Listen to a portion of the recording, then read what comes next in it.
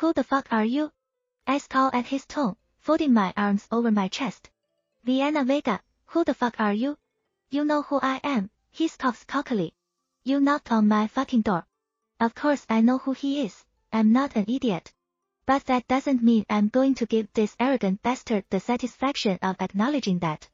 Chase Walker, the new alpha of the Norbury pack. I've seen him before from a distance, but never up close like this. I'd be lying if I said he wasn't nice to look at. He's just as big as the other alphas, but not quite as bulky, though the sleeves of his hoodie are pushed up to the elbows, and from the taut muscles of his forearms, it looks like he's well on his way. He's got a jawline sharp enough to cut stone and eyes so dark I could drown in their depths, framed by dark lashes beneath his furrowed brow. His chocolate brown hair is messy atop his head, peeking out from under the hood of his sweatshirt, though somehow his lack of grooming only adds to his rugged appeal. Damn it, I hate that I'm instantly attracted to this douchebag. His reputation precedes him. Even before he was thrust into the role of alpha when his dad passed a couple months ago, Chase was known to have a big-ass chip on his shoulder. And from what I hear, since his father's death he's been insufferable. I roll my eyes hard in response to his arrogance, cocking out a hip. I'm not here for you, I say with the flippant wave of a hand. His eyes drop down my form, tongue darting out to wet his lips. You sure? The fucking nerve of this guy. He's still standing in the doorframe blocking my entry, taking up the whole damn thing. Seriously, does this dude have some form of giantism or something? He's fucking massive. I'm only 5'2", so I'm used to most people being bigger than me, but if Chase doesn't get out of my way soon I'm going to strain my damn neck from the effort of looking up at him. Is that Vienna? I hear my friend Fallon ask from somewhere inside, footsteps quickly approaching. Her blue eyes peek from around Chase's hulking form, meeting mine before she swats at his arm with the back of a hand. Let her in, Chase. He begrudgingly takes a small step aside, but his dark eyes don't leave mine. It feels like they're searing a hole through my fucking soul.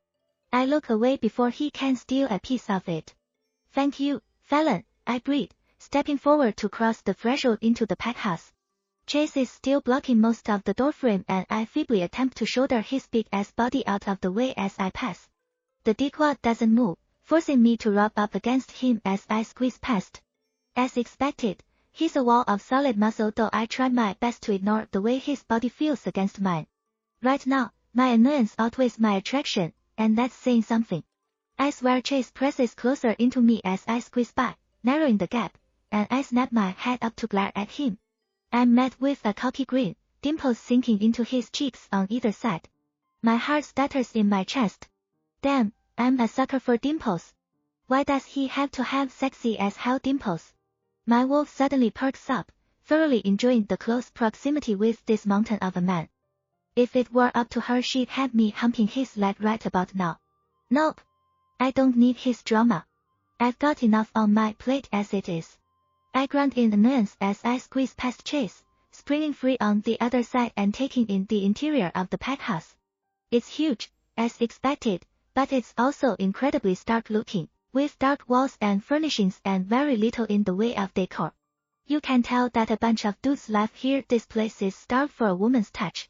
It stinks of stale alcohol and weed, the surface is cluttered with evidence of a rowdy party. Two people are hard at work with trash bags and cleaning supplies, trying to get the mess under control, but they've got their work cut out for them. Though I'm sure they're being paid handsomely for their service, I don't envy them one bit. Come on, Fallon urges, waving for me to follow her.